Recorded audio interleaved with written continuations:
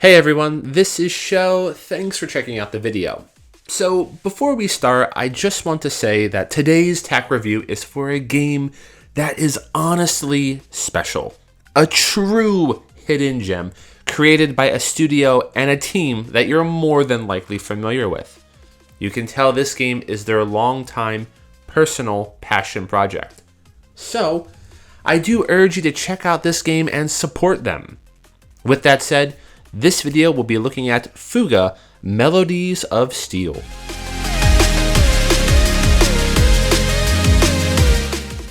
Released extremely quietly in July 2021, Fuga, Melodies of Steel is the longtime passion project of CyberConnect 2, which you may be familiar with as the company who made the .hacked games, most of the Naruto games, and recently the Demon Slayer game.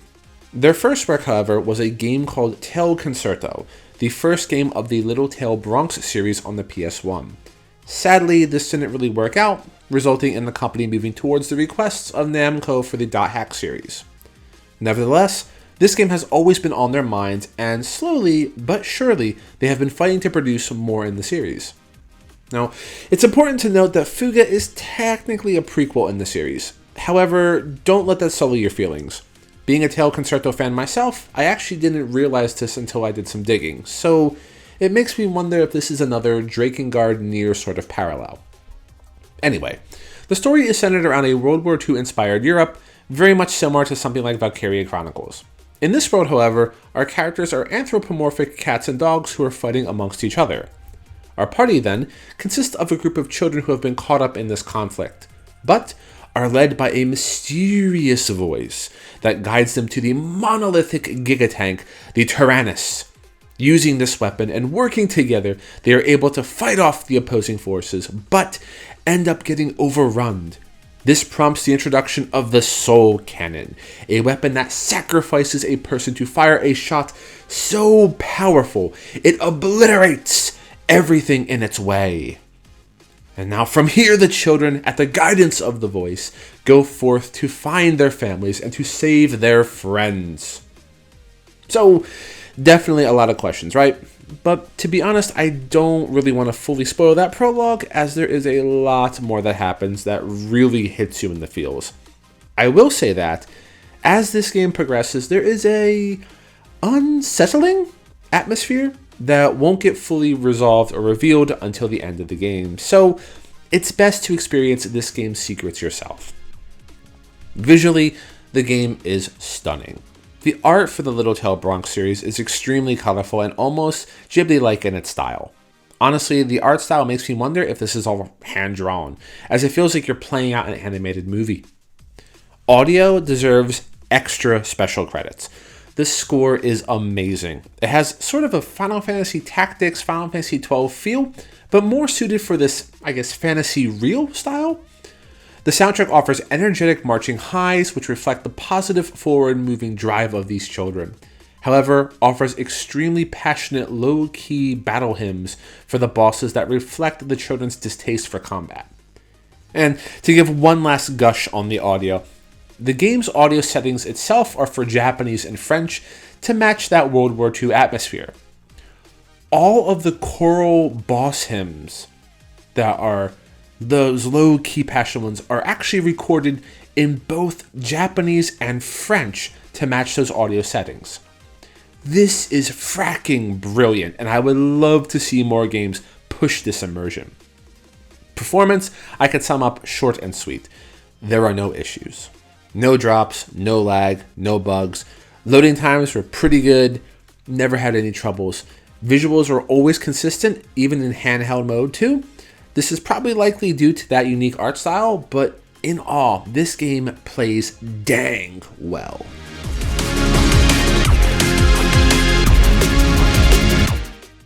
So, there are three things that make up this game: the battles, the route selection, and the intermissions. Let's start from the top. The battles play out in a turn-based timeline. You have an HP and SP gauge for health and skill points naturally. Enemies will be on the right side of the screen and have various colored clocks that symbolize a sort of weakness system. By hitting the enemy with the optimal weapon, these clocks will break one by one. Once all the clocks are shattered, the enemy will have their current turn pushed back, allowing you to get more attacks off. Additionally, some stronger enemies have a shield that represents an armor value. This lowers the amount of damage you can deal to that target. To navigate this challenge, you have access to 3 weapon slots that are filled by pairs of children in a gunner and supporter role. Children who are used as gunners will determine the type of weapon available. You have access to the light damaging but quick multi-hitting machine gun, the middle of the road standard cannon, and the slow but extremely powerful heavy cannon. Children in the gunner role will have direct access to their unique skills, which include heals, armor piercing, and status effects. Also, each has a heroic ability that triggers once their emotion gauge is maxed. This offers 5 turns with a super powerful passive buff. Children in the support role function as passive buffers. All children, have a unique passive skill that can do anything from lowering skill costs to passive HP/SP gains from attacks. Specific pairs also have access to superpower limit break skills that deal impressive damage once the relationship bar is maxed. To note, you are able to change pairs in battle, however, doing so locks any further adjustments for 3 turns, so really think about what you need. Status effects are also present in battle and are fairly underexplained, however, the game highlights injuries and the fear depression the most. Injury is a pre-KO state where another injury will incapacitate the child, removing them from the rest of the battles, or basically the rest of the map, until they are healed at an intermission of sorts. Fear and depression reduce accuracy and lockout skills respectively. Depression is extremely dangerous, as you can only cure it during an intermission as well. There are also many other effects that you can cause, such as burns, shock, and so forth.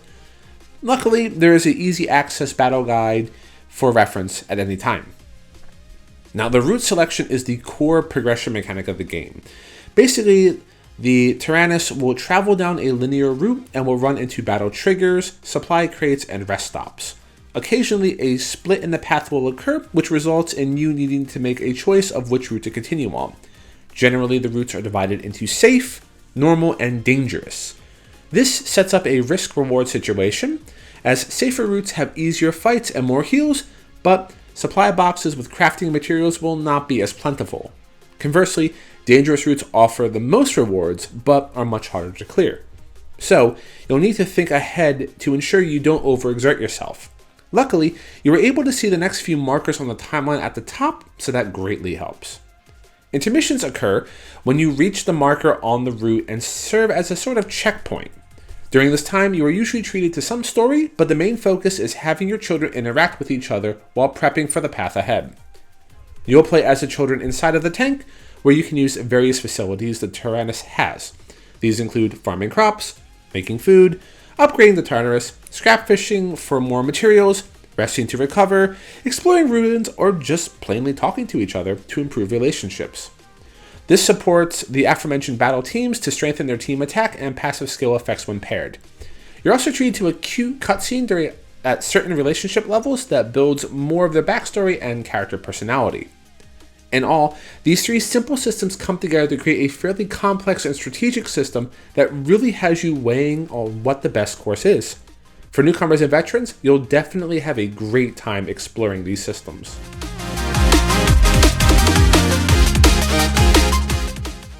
So there are no official difficulty modes, only the aforementioned routes to take. When looking at the battle AI, then I must admit this is extremely interesting. The dangerous AI level is a force to be reckoned with. Attack damage, status effects, health points have all been increased for these battles, and it becomes extremely strenuous. You'll need to consider which children are most effective, what attack patterns do you see, and then really even consider, should I break them now or should I wait an extra turn? It really feels like a puzzle game every time you battle. With that said though, there are some noticeable things to point out. Safe route battles can be pretty easily handled with almost a little strategy at times. And some unit types, mostly the HP restoring flying units, don't do anything aside from healing. So even if they take damage, they're unable to repair themselves or even attack you. So I would just watch them skip their turns, which was a bit jarring. Boss battles, however, can be fairly ridiculous, in a good way. There are some noticeable attack patterns, however, when they use their high-powered skills, dang does it hurt. Expect to lose over half of your HP even if you're guarding. Now would be a good time to talk about that soul cannon I mentioned before. Despite it being a mechanic, I feel it's more of a difficulty adjustment. As I mentioned back at the start, it completely destroys whatever you are fighting. However, you must be at half health to use it. When the condition is triggered, you get a sort of message from the voice saying, "You must use it." Doing so requires the sacrifice of one of your children permanently for the rest of the game, however. This mechanic is more or less to convey a certain narrative purpose. However, it can allow you to one-shot bosses should you make poor decisions on how you handle your intermissions. So it functions as a sort of get-out-of-jail card with a high cost. I will say that even taking safer routes most of the time, there are almost no situations where the cannon is necessary. There's always a way to get out, and if you lose a battle, you can always reset to the last intermission, thereby giving newcomers a shot to try again in a different way. Veterans will likely experiment early on and enjoy that risk-reward balance for choosing those routes. Oh, and one final thing. The success percentage checks when upgrading the Tyrannus are beat. No way I failed 90% 4 times in a row.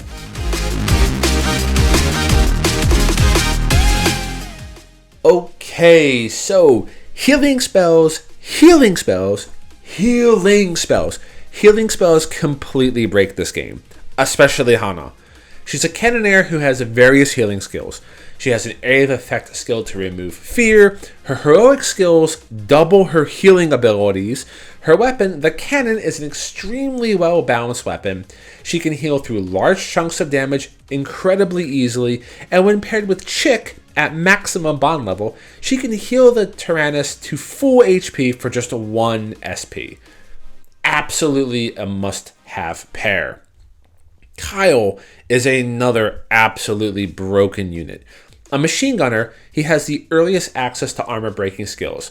Plus, he has a lot of anti-air multi-hit skills that wreck air support. Not to mention, his heroic skill makes all hits insta-crit. Pair him with Sheena, and your 3-hit base attack will net you good XP gains to get back whatever you lose before. Now, to round it off with a heavy cannoneer, Boron. Best attack stat, good defensive skills that reduce damage, and his hero ability is the most OP thing. Regular attacks insta-break all armor and any clocks setup. This breaks through bosses and most dangerous route enemies like nothing else. By the way, pro tip, hero ability turns are only counted if that member uses their action. In other words, you get Boron to trigger his hero ability, then move him to the backline or in reserve, and he'll keep his hero ability for the rest of the map. This can trivialize some bosses as you just prep and stock hero abilities and partner skills and then unleash heck. Finally, don't forsake your mess hall. You should always cook food that reduces SP costs and give attack boosts if possible. It makes a world of difference, especially paired with the upgrades.